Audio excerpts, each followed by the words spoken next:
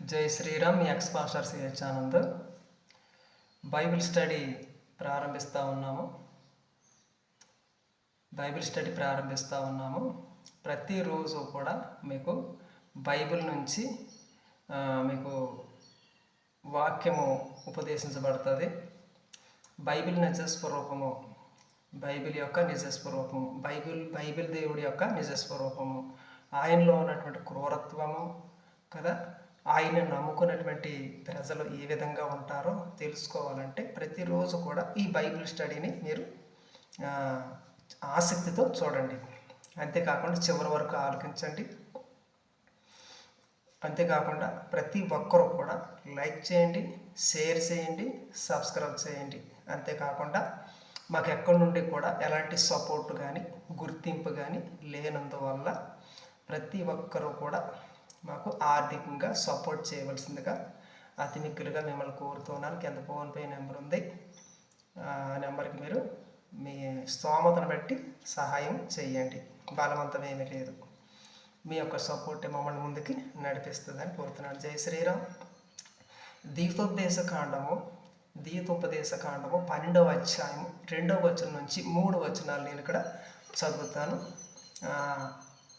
హిందువులారా, తప్పకుండా బైబిల్ నిజస్వరూపాన్ని తెలుసుకొని ఆ తర్వాత క్రైస్తవ్యాన్ని స్వీకరించాలా లేకుంటే వద్దా, అసలు బైబిల్ హిందువుల గురించి విగ్రహాల గురించి ఏం మాట్లాడుతుందో తెలుసుకున్నాకే మీరు మతంలోకి వెళ్ళండి. జై శ్రీరామ్.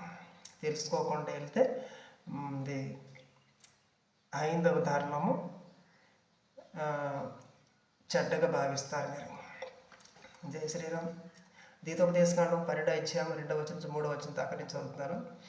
మీరు స్వాధీనపరచుకొనబోవు జనముల గొప్ప పర్వతాల మీదనైనాను, మెట్ల మీదనైనాను, పచ్చని చెట్ల కిందనైనాను, ఎక్కడెక్కడైతే తమ దేవతలను పూజించనో ఆ స్థలములన్నిటినీ మీరు బొత్తిగా పాడు చేయగలను.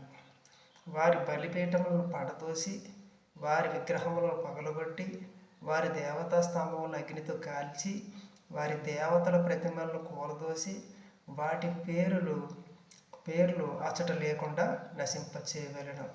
వారు తమ దేవతలకు చేసినట్లుగా మీరు మీ దేవుడైన యెహోవాను గురించి చెయ్యకూడదు. మీ దేవుడైన యెహోవా కదా, చూశారు కదా అక్కడ ఏమంటున్నాడు? బైబిల్ దేవుని యొక్క నిజస్వరూపం ఏంటి? బైబిల్ ఎవరి గురించి మాట్లాడుతూ ఉన్నాడు? బైబిల్ దేవుడు ఎవరి గురించి మాట్లాడుతున్నాడు కదా? ఏం చెప్తున్నాడు ఆయన? గుట్టల మీదే కానీ, అంటే పర్వతాల మీదే కానీ, పచ్చని చెట్ల కిందే కానీ, గుట్టల కిందే కానీ, గృహాల్లో కానీ, సొరంగాల్లో కానీ, మెట్ల మీదే కానీ, రాళ్ళల్లో కానీ ఎక్కడైనా సరే దేవత విగ్రహాలు కనిపించిన గుళ్ళు గోపురాలు కనిపించిన ఆ విగ్రహాలన్నిటిని కూడా ముక్క చెక్కల కింద పగలగొట్టండి. ఆ యొక్క గుళ్ళను కూలగొట్టండి, విగ్రహాలను నరికివేయండి, దేవతా స్తంభాలను పడగొట్టేయండి, మెట్ల మీద పచ్చని చెట్ల కింద ఉన్నటువంటి విగ్రహాలు తీసి పారేసేయండి, పర్వతాల మీద ఉన్నటువంటి విగ్రహాలను తీసి పారవేసేయండి, చెక్కతో చేయబడినటువంటి విగ్రహాలను కాల్చి బూడిద చేయండి, వాటిని బొత్తిగా నాశనం చేయండి, నిర్మూలన చేయండి. వాటి పేరు ఆ ప్రాంతంలో కనిపించకూడదు కదా అని చెప్తున్నాడు బైబిల్ దేవుడు. అంటే విగ్రహాలను ఎవరు పూజిస్తారు? హిందువులు. విగ్రహాలను ఎవరు అనుసరిస్తారు? హిందువులు. అంటే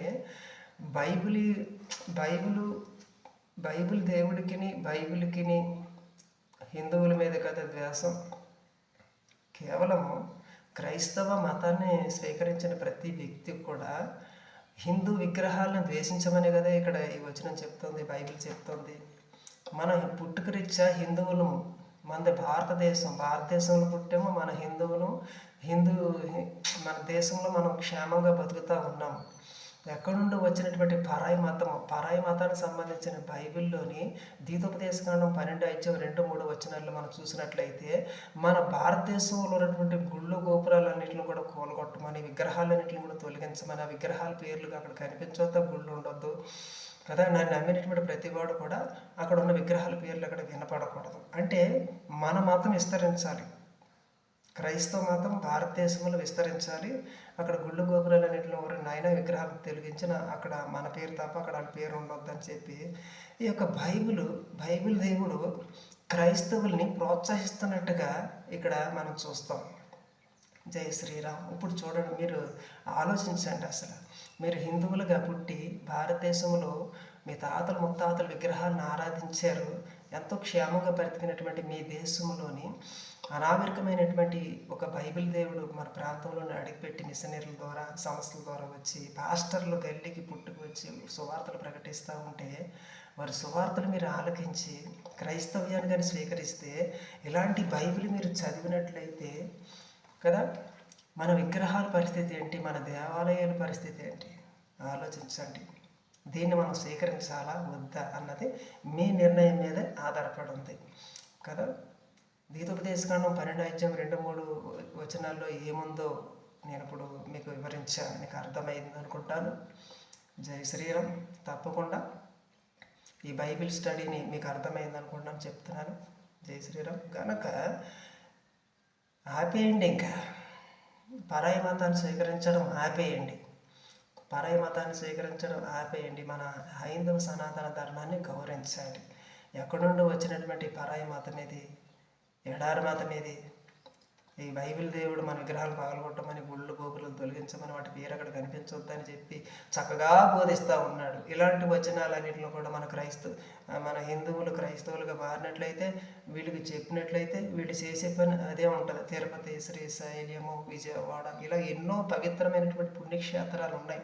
ఎవడో మనిషి వచ్చి విగ్రహాలు స్థాపించింది కాదు అది కదా.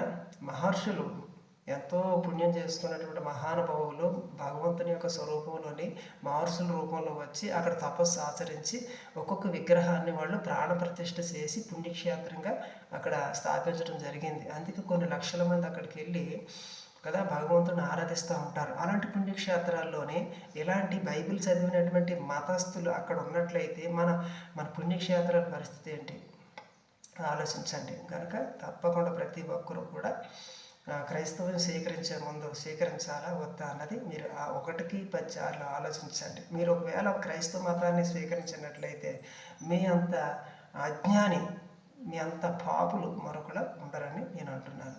ఈ వీడియో ఇంతే, మరొక వీడియోకి వెళ్తాం. Thank you. జై శ్రీరామ్.